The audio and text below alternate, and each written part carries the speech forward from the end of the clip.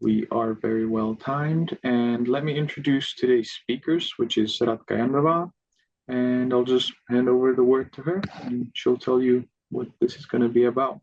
So enjoy, everybody. Christoph, thanks a lot. Good morning, good afternoon, good evening, maybe good night for somebody. My name is Radka Jandová, and I'm AMI 6 to 12 Montessori trained guide.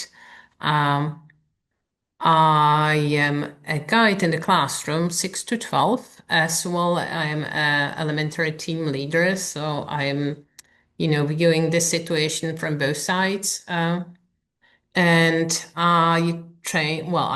took the course in Montessori for Inclusion, Understanding Intervention and Therapies in a Montessori setting that helped me a lot to really understand this like triangle or maybe more than triangle between child, adult, specialist or assistant in the classroom. So today we will explore how observation, that is the key thing, partnership, the other key things, and empowerment can shape our support for neurodiverse and special needs learners. And before we dive in, I just want to state that I will share like my reflection or my experience from the classroom. And I forgot to tell I'm based in Prague, Montessori Schools Andílek, and that whatever I will share it really goes from our experience here, and it's not, I can't say this is the right, and it's like never-ending process and observation and thinking what we can do better, and then of course it depends on the environment where you are. And before we go, please, you have in a chat, put all questions you have in the chat, and in 30 minutes, Christoph will solve those flow of the questions, and then I will try to answer them. Okay. I'm trying to move. And sorry.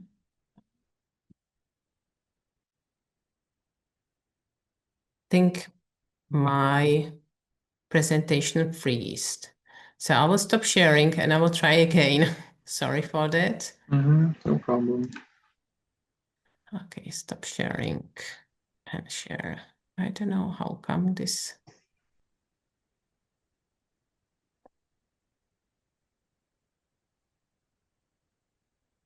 We see it now.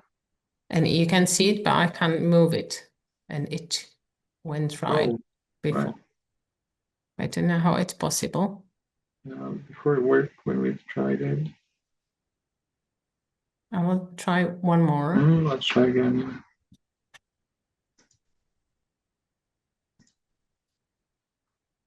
Okay.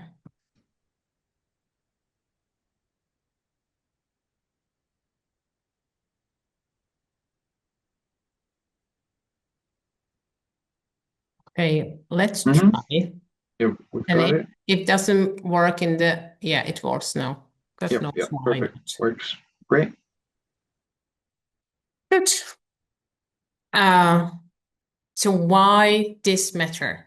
Like in every classroom, I can't imagine that it would exist any classroom that it would not include those neurodiverse learners.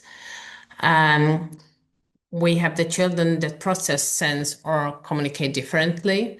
And support is not a formula. It's always a relationship that is built on a trust and observation. And in our school, we take part in an annual event where children meet people who use wheelchairs with, different physical like differences, and they try to simple or quite complex activity, playing like bocce or eating with our hands together with those people. And for some children, they arrive with curiosity and others with quite prejudice. And we use this activity to really understand, because for some children, it's really hard to understand that you can have some like differences. You can have some obstacles. Why some children react slower than the other ones, why somebody has to work on the writing 10 times more than the other ones. So with like those events, it helps them to understand and they start to see things differently because they experience these differences. So they realize that the physical difference doesn't make a person less capable. It just changes how we do things. And at the same time, it's true for learning differences.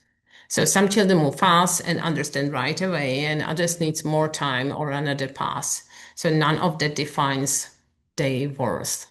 So that's why observation, truly seeing each child without judgment, is the compass of our work.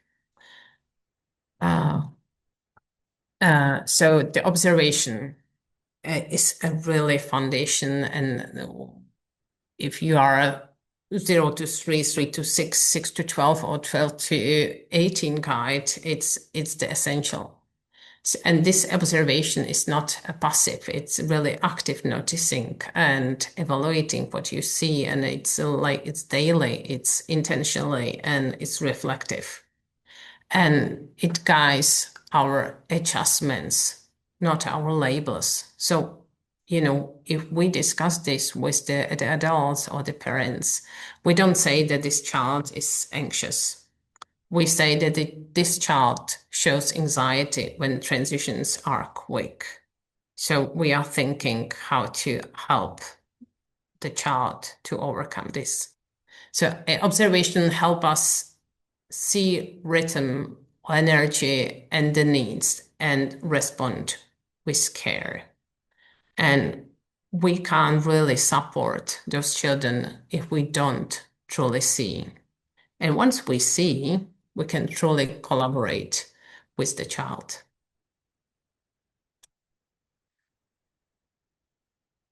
And of course, thinking of the elementary environment,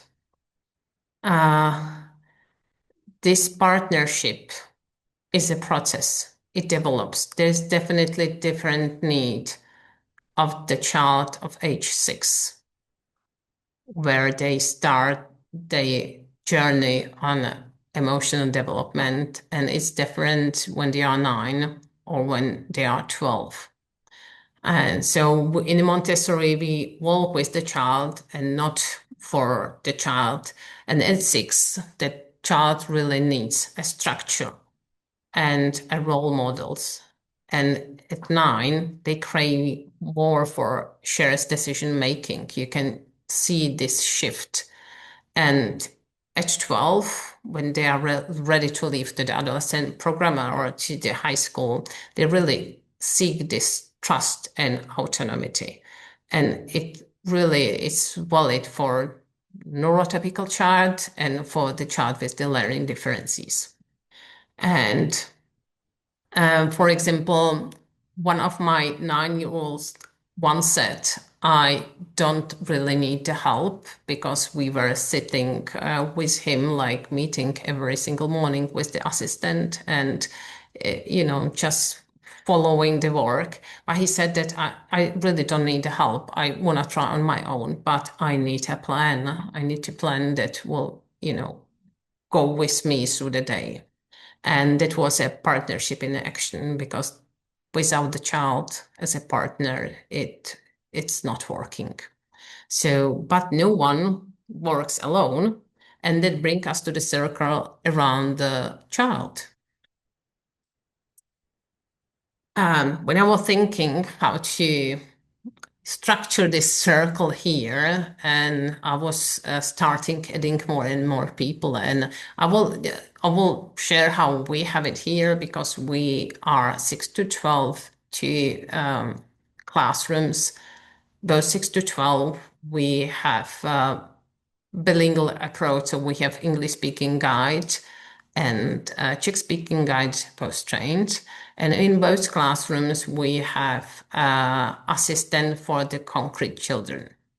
And when I finished my training, I was trained by Kay Baker, and we raised those questions: how many children with the learning differences you can have in a classroom, so you will manage as a like fresh guide out of the training?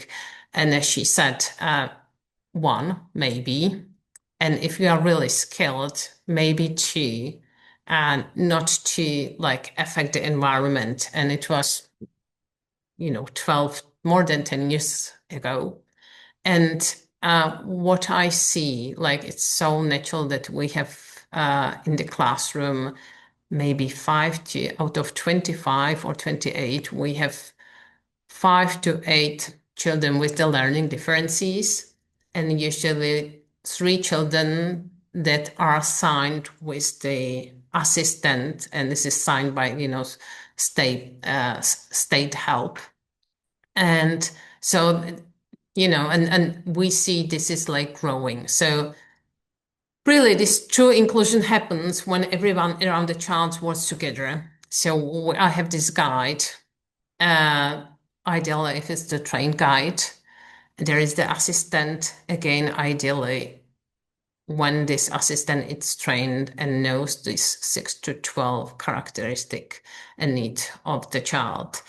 There is a specialist that will help both guides and assistant, and there's the family, and there are those peers. The assistant is a steady observer in the classroom and the connector between all elements or the partners, and parent brings insight from the home, because sometimes it can like happen that at home the child behaves slightly differently than in school, and those insights really help to help the child in the classroom. And this specialists bring expertise, like those tools, those little like games and practices that guides or assistant and ideally at home parents will do. And that guide that connects everything together holds that shared vision, where to go, what would be next step, if there is a need for more connection with the specialist or not. But the peers, those children in the classroom, are essentially members of this circle too, because the children at this age learn from one another. They collaborate, they correct each other, and naturally offer support. And when neurodiverse learner needs a different path, we can offer this and that adaptation to the whole group. It can be like little games in the classroom on, concrete thing. It can be the approach with the material. And it becomes part of the classroom culture, not the exception. So we want really be this child, the part of the children, part of the class culture. We have to include it, him or her. So, for example, a child with a dysgraphia might need a large bit frame positioned at a certain angle. And if not, I know that I prepare the same setup for that whole small group, so that everyone can experience a variety of ways to learn and no one feels singled out. From that, my training, Montessori for Inclusion, I just used all this writing recommendation how to help the children with the dysgraphia. So I offer this to every single child in the first grade when they are learning to write. So whoever has like this learning differences doesn't feel like excluded, that they have something else than the other ones. So when this circle really functions fully, the trust grows and belongings to the classroom, and even that connection with the assistant deepens, and each child feels safe and valued and seen. And to keep that circle healthy, we must also care for the adults inside it. So this support for the adults or to the adults is really a key, because those observation we are taking on every daily basis can be really very heavily emotional. And especially when we see that the child is struggling with something. And in every classroom, the adults also need to understand, needs that understanding and care for themselves. And the role of the assistant is both essential and really demanding. And it's very often underpaid. I don't know from which region you are, but generally, I would say it's really underpaid, and mostly it's invisible. And it requires enormous amount of the maturity from that adult, flexibility and sensitivity. And then really good assistant balance presence and invisibility, close enough to notice and yet far enough to let the child try first. So where there are two adults or three adults, like in our case, in a classroom, challenges naturally arise. Children tend to seek help from the nearest adult, and adults naturally want to step in. And that's why the Montessori reminds us that one adult in one class to ensure that children learn to wait, to try, to ask peer, and to build this independence. And what we see from our environment, it's really those three adults in the classroom, they have to really fit to be like an alter ego. If they are not, it just doesn't work. And I usually compare this like for the for the children, it's like if we hold the ice cream in front of the child and we say, okay, you can't lick this lovely ice cream even if I turn or leave the room. And having this present of three adults in the classroom, it triggers this dependency of children on adults. So it's so hard to keep this if the child, the children that are not assigned to the assistant, that they are coming and asking, can I go to the toilet? Can I have snack in the classroom? Or can I do this and can I do that, to really stay present and, keep answering, my role is this one. And it triggers how to stay like a human being in the classroom for those assistants and not to be like excluded. So that assistant must really constantly calibrate, uh, supporting without rescuing, helping without taking over, connecting lessons to the real practice. They kind of have to learn those lessons side by side of the child, what the guide is giving. And then connecting those lessons to real practice while never replacing the guide is really hard.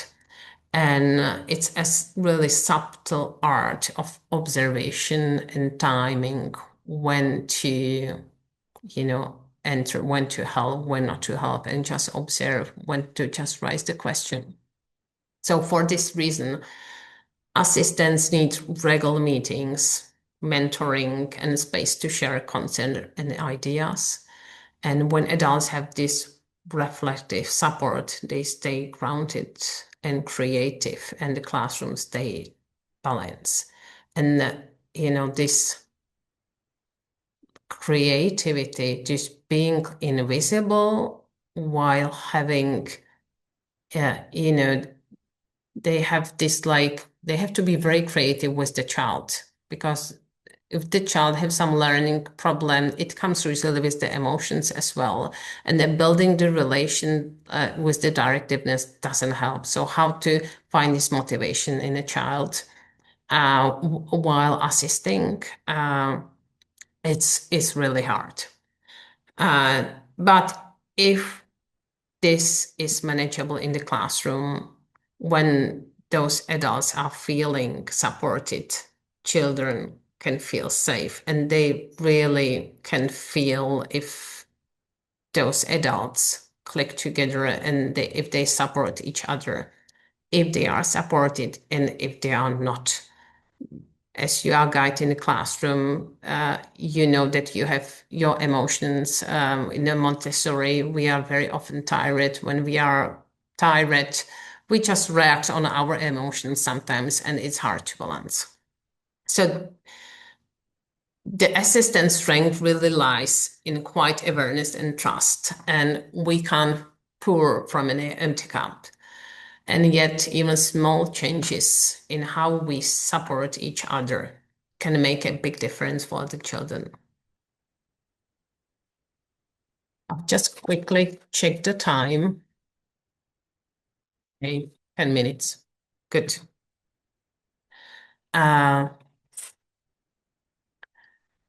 So this, well, empowerment in the practice, there's like many different tools you can try. I just put here the basic things, and each child reacts like differently. So for somebody, definitely I feel that for all children with the learning differences, really function if you are predictable, if there is some stability, if there is some regime, if they can visually check somewhere what would be next. And those like daily checks-ins, or after 1 hour how you are, you know how, and for those assistants as well, what would be the next steps, or is anything I can be helpful, do you need to redo some lessons or not? And those some children are very, very sensitive on nonverbal communication. So how you tell things, if you are in a rush or if you are able to slow down. It's very important. I'm that guide with the 6 to 12, with 20, now 7 children. I'm rushing all the time. And for me, it's really hard to slow down and, be present for this child. But it's really, really essential. Um, so just to sum up, so this empowerment really doesn't require a big system. It builds through tiny, tiny, consistent shift. And this consistency, as you heard from, I don't know if it was Kyla or Carla, it's essential for those children with the learning differences, because if you are not consistent, the progress and development goes very slowly. So if you have those predictable routines, if it gives children security, those short daily checkups really connects you and child and assistant emotionally. And if you adjust tone and a space and the time, it creates access. And it's nice if you think and if you build in your classroom, ideally in the classroom, some emotional zones. If you have some reflection cards, if where they can get language to the feelings they have. So even we have really for 27 children, 28, we have 66 or 70 meters square classroom. And we managed to build this like little corner for each child. If they have those emotions, they can, go there. There are some pillows.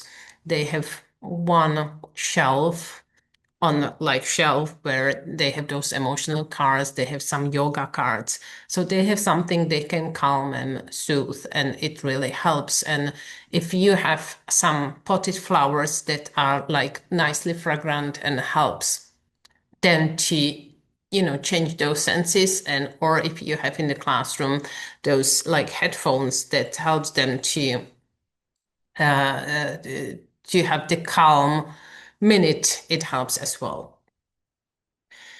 So to summarize, these are not extras.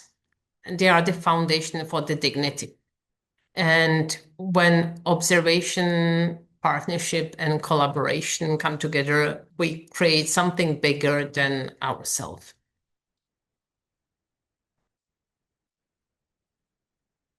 So this like responsibility, it's really shared. It can't be, you can't just say, hey, to your assistant, this is the chart you are assigned to, and, do whatever is needed to do and leave it. It really doesn't work. So the really this empowerment is based on observation, on partnership, and on collaboration in between or among those 5 elements, as we said: parents, specialist, assistant, guide, and those peers in the classroom. And when we share the process, every child, neurotypical or neurodiverse, can thrive. And it's the heart of the Montessori, that community is a care. So now, if we can reflect together on what this might look like in your classroom. So this is the preparation for our reflective time. So I would love to open this space for your voices or your typing into the chat. And what does partnership look like in your classroom? What one small shift could make your environment more inclusive? And if you have any, tips for the other people here in the breakout room, and really mind that there are really no right answers, and this is just about shared learning. So I would maybe ask Krzysztof if there are some questions in the chat. Yes, I've got some questions for you. Good.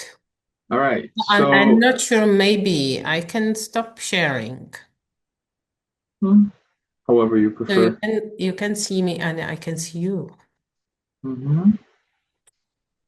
All right, perfect. So the first question was if you could remind the name of your course or training that you took, and you mentioned at the beginning.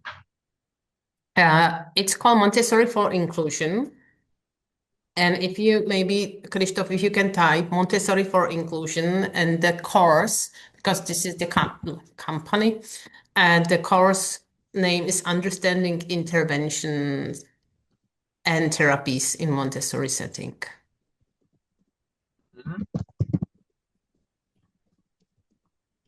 And definitely it would be, this link would be covered in those sharing from Mirka to you. Good. Okay.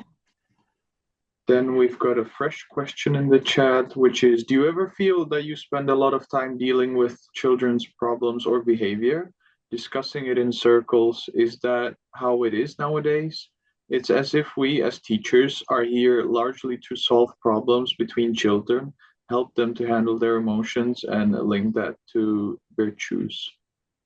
Yeah, I think yes, like because the Montessori classroom, 6 to 12 is like social environment, and they are at the, it's in the sensitivities, I would say, of the like moral development. So those discussions are essential. We try to address this, and we call like something like a moral or emotional development. We try to give lessons as a like normal lessons for the virtues. So we pick 6 children at the first. When they are 6, 7, they really don't have the language. So we have the first like, what does it mean love? What does it mean work? Something that connects what they do or what they meet in the classroom. And sometimes, what does it mean collaboration? What does it mean work? Then you can see that each child have slightly different interpretation. What does it mean? So when they share this, and there is, as a guide, we can kind of shift this and like open and see for them that they might be the different angles of seeing those things.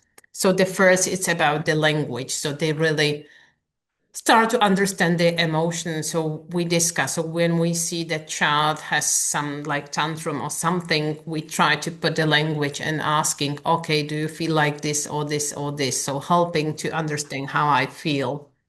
And then it comes naturally when they are 9, and then we are kind of like introducing those coping strategies. And so what to do if I feel angry? Because, we try to give them or learn them that emotions are completely fine. They have to accept them, but they think how they appear in the world. This is how, what they can do with this. If this self-regulation happens, that I will kick some objects or I can do something else. So they are slightly learning that in our culture, I don't know whenever you are from, but here in the Czech Republic, if you are kicking to things, it's not culturally appropriate. So we are offering another strategies. And yeah, and I think like in elementary 6 to 12 classroom, this like social and emotional learning is almost like half and half to the other curriculum.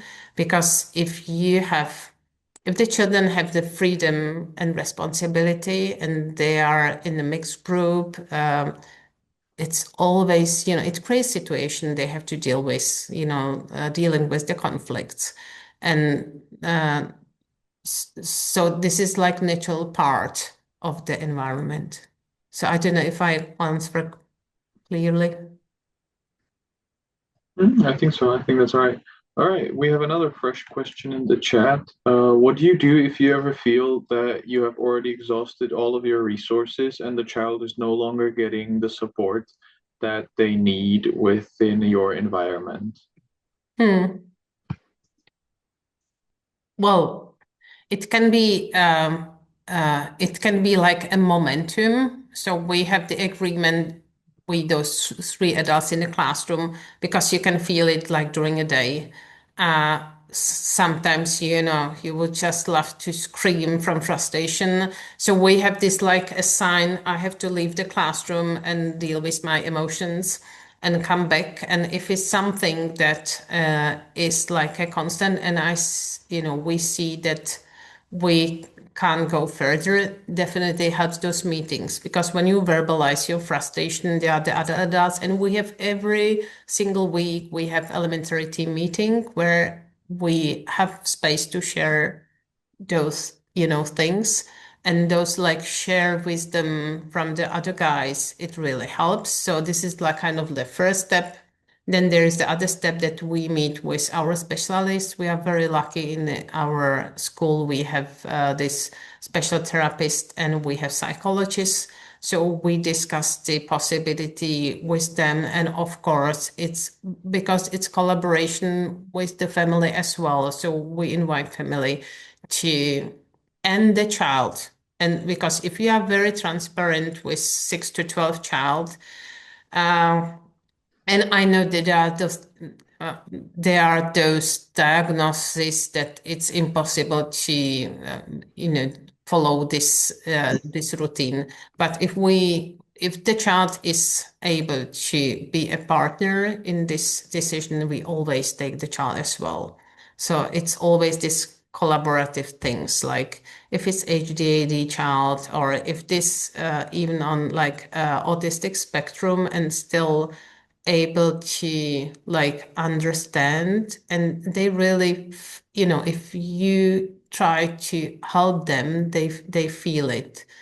And but it's so hard to find this partnership with the child, how to bring this trust of child. So when this works, it works. And then is the final, if it doesn't work, we just discuss if really this environment we have here can support the child.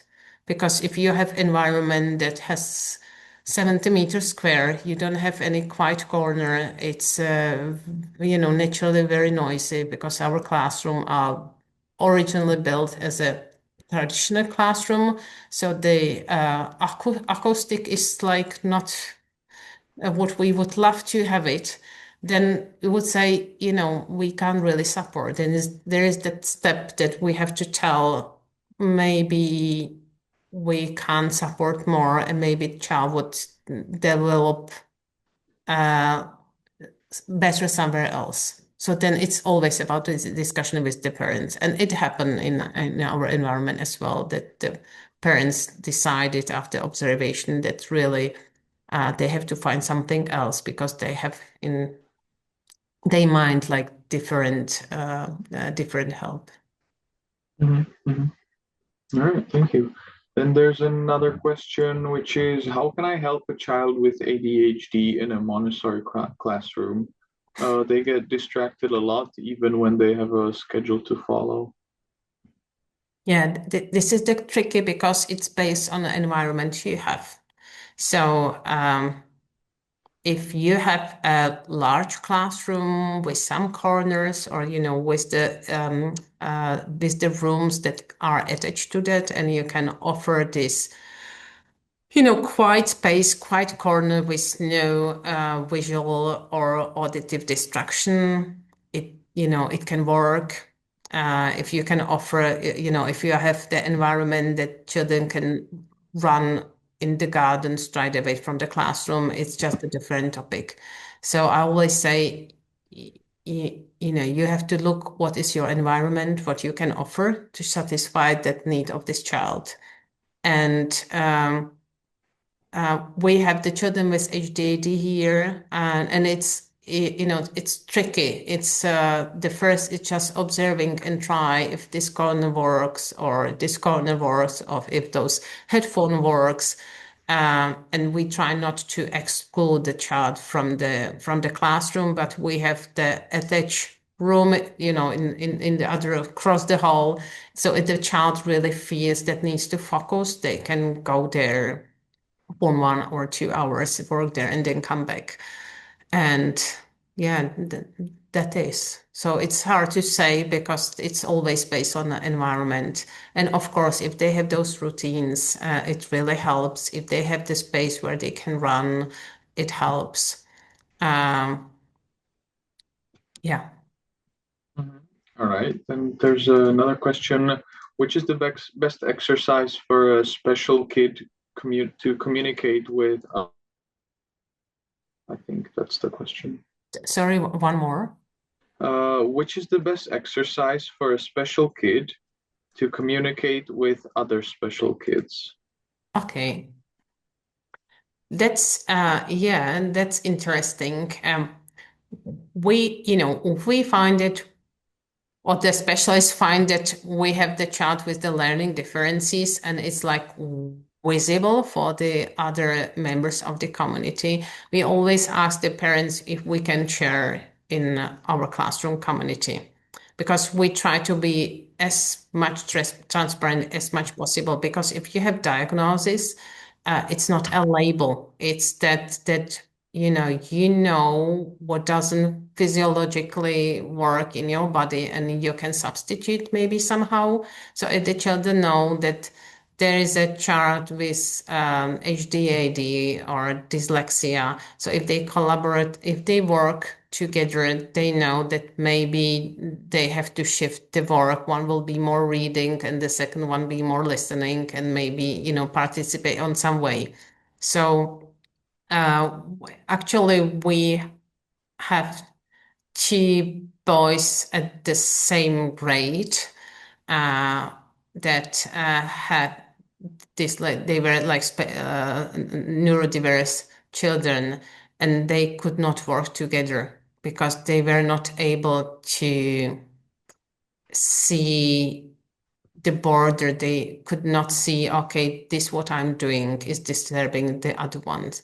So then we had to be very strict that some part of the day one child is in one kind of the corner of the classroom and the second one, and it's not really ideal. It's like, hunting all the time. So yeah, we had to be very creative. We had to think, okay, what would be that work that they would meet together and work, and to satisfy this need to be together. And on the other hand, how to, ship them in this small space that they can develop in the areas they need.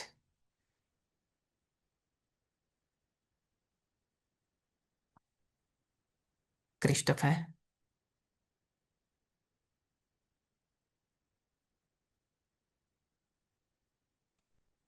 Okay, not sure if there is some struggle with connection. You can hear me? Yes, good. So I will try to look on my own if I manage. Are you back, Christopher?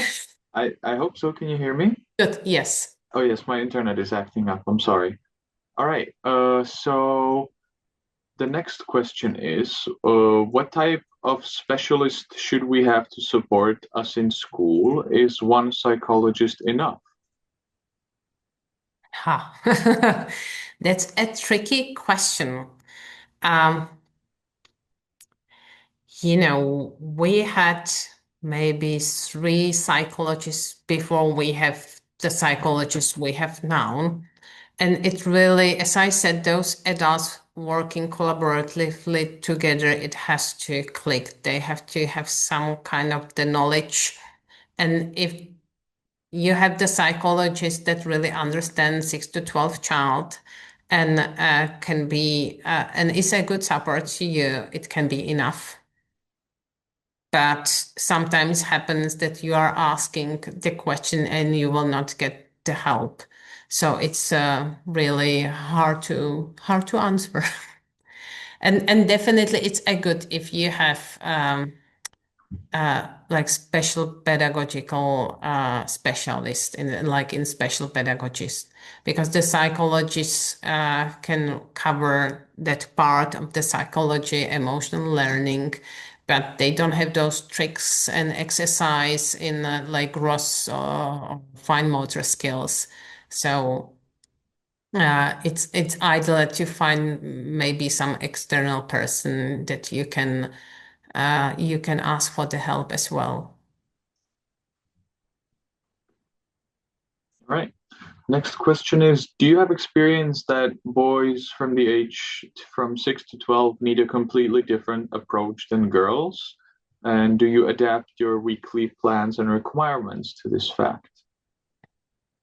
Yeah, I think that definitely yes. You can, it depends on the characteristics of the child. I mean, it's so hard to not to give, those labels. So definitely, I can tell you that we have the boy with the learning differences that is so like quiet, and we have to find the help how to kind of start him. And there are those boys with the learning differences, they are really wild, and they are not focusing, and we have to find the other way. And this is the opposite with the girls. We had in our history the girls that were really very hard, wild, fighting the conflicts. On the other hand, girls that they were completely fine. So I don't think so we can like address this like this, but generally I think like boys, they need more movement. Um, they they love more challenges in their life, but like it's really generalizing. Yeah. All right. Another question. What are the most effective strategies you have used to support neurodiverse learners in mixed classroom? Could you share practical examples of how Montessori materials can be adapted for neurodiverse learners? Mm-hmm. Hmm. I think like generally, if I think, the different things like dyslexia, we have lots of single cards. It really helps those children with the dyslexia to be part of the working with the other peers. Sometimes if there is that assistant that can help sort those cards, if they have like 3 or 4 letters, they would give it to this child and more letters to the neurotypicals. And it's like with this orthographia, sometimes it's really hard, or with this like process things. It's with large bit frame. If they have the paper somewhere on the side, and they will have to move eyes not just from the top to bottom, but on the side, they will not be successful. So those are the little tricks, but generally it works. More order you have, like for example with the STEM game, the more they are successful, but neurotypics as well. So if I see that in the group is the child with the learning differences, I'll try to set those lessons that order. Keeping order is the essential. And if this is in the classroom, and this is generally, you work on one table, if you move to the other table, you clean your stuff. And if this pattern has the whole classroom, the children will help each other to remind, like those kids with the HDAD, if you let the classroom to be they might be in three different places in the classroom, and they don't know, that they sit there. So, but if you keep it this for the like a rule for the whole classroom, and in our classrooms we call that three rules, easy rules, that it's respect to the environment. So it means material and whatever is outside to themselves and to the others, and everything you can cover in. So if they are in three spaces, then we say, hey, how much is it this? Okay, with the others one, you are violating the space. I don't know if I answered the question. They I would think it was. think more, but I forgot. All right, we'll move on to the next one since we don't have so much time left, about 10, 13 minutes. So the next question is, what would be the best way to support a child that speaks quite loud but is not self-aware? This is tricky. This is tricky, and sometimes, you can think of that for 8 years and, you don't come to the conclusion. But usually, if you are moderating or modeling this, so for example, if the child speaks really loud, then I start to whisper, and roughly till the age of the 9, it's hard for them to regulate this uh, the volume of their voice. But then 4, 5, when they start to be 10, they are much more successful. They much more are aware of what they are doing. So that this modulating or with and asking the child, bring him as a partner, what would help you to speak more not so loud. What is it? Do you need some signal that you do? Because it's like annoying if somebody tells you all the time, okay, you know, put your volume down. It doesn't, work. Right. Another question which kind of relates to what you've said already is, are your plans that's a difficult word, individualized for each child? Yes, generally, yes. And then there's the question of how much that guide is included in this individualized planning, because usually children are planning for themselves, and I meet them for the like conference once at roughly 10 days. And then some children are completely able to make their plan based on their individual need. And the other children, they are able to, plan for the day, but not for the week, or they would, repeatedly do the same work. And some children are not able to do even this like a daily plan, and then you have to if you do, they feel overwhelmed.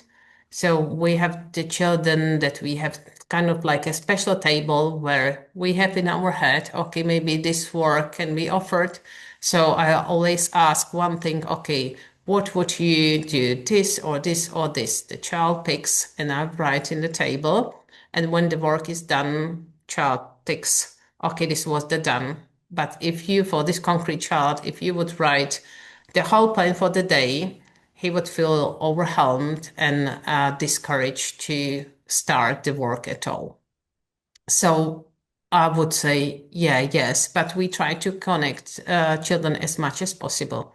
Sometimes, like those third graders are working on something with the fifth graders, or the second graders with the fourth graders. If we have the child with the learning differences in the fourth grade, and trying to do division 2-digit on the STEM game with analysis, then I can invite the second grader that is kind of like neurotypical, maybe more advanced in the math, and they can help each other, and they are bonding, and all the kids feels like, okay, I can be a guide, and the younger child has this like emotion, they have the empathy, and they love to work together. So it's more like how to mix those children to be part of that classroom life. Okay, perfect. And another question is, what about an emotional needs child who keeps harming others' work or hurting others while moving in the environment by moving his hands or tripping, but he doesn't feel any resentment for the children that he hurts or the work that he makes? Yeah, this is the tricky, because we have to ensure that each child feels okay in the classroom, and so that those other children, it's we have the situation as well. We had one boy that was hitting the other ones or destroying the work, and the children started to come in the classroom with the anxiety. So if this is the child, and if he doesn't understand his actions, he really has to have this assistant to help him to regulate, or maybe to be more out of the classroom. If he understands, then what we try to do, that he's like following me, like whole day, whole week, whole months, and then we slowly start to release this, like being working side by side with me, that he will try to be somewhere else. Sometimes we are like more successful, sometimes less. And if less, then we really ask for this assistant, or again with the collaboration with the parents, if this environment is the right for the child. Maybe he would need more structure, because it's tricky in a Montessori environment that we offer this freedom and responsibility. And if the children are not able to take, or to take the most from this freedom and responsibility, then this is the question, if this environment is for those children. All right, thank you. And that's all the questions that I've gathered. So right now you have the last chance to ask a question in the chat, or if you want to speak up, that's no problem. Otherwise, oh wow, we're getting messages already. Okay. All right, so another question. How do you bring art and creativity to support special needs children?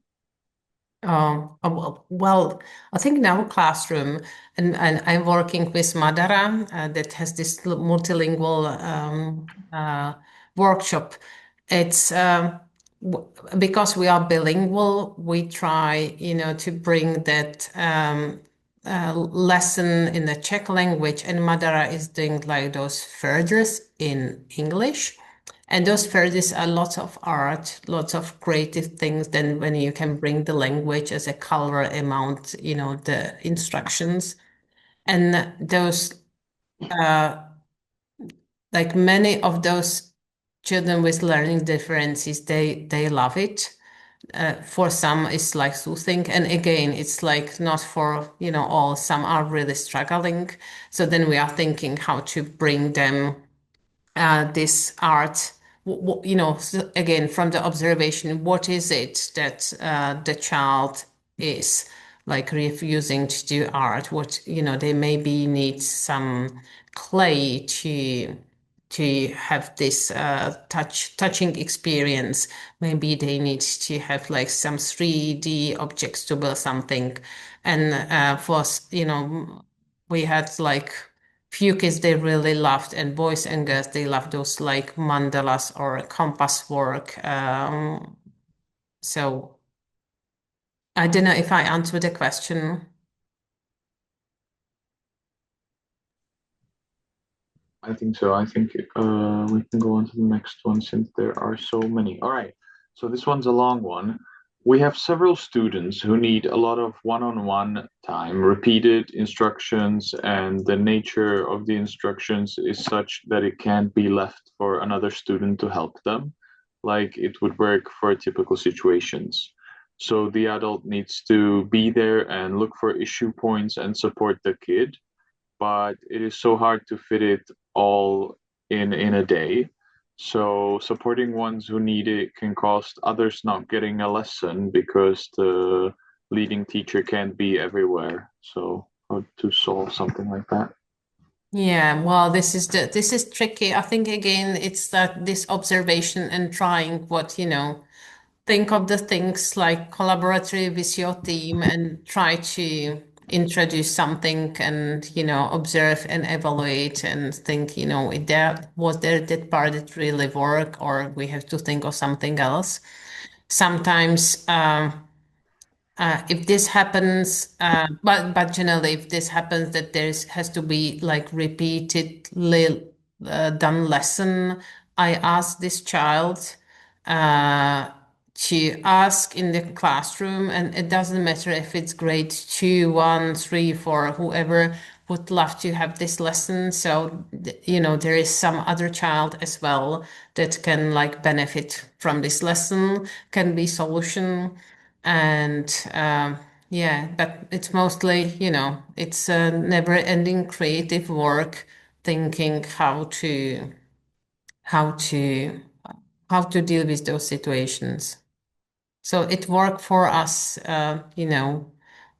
the child to attach to the other child, or ask the child to bring those in the grade below or above to that repetitive lesson, or to bring those children to work together if it's possible.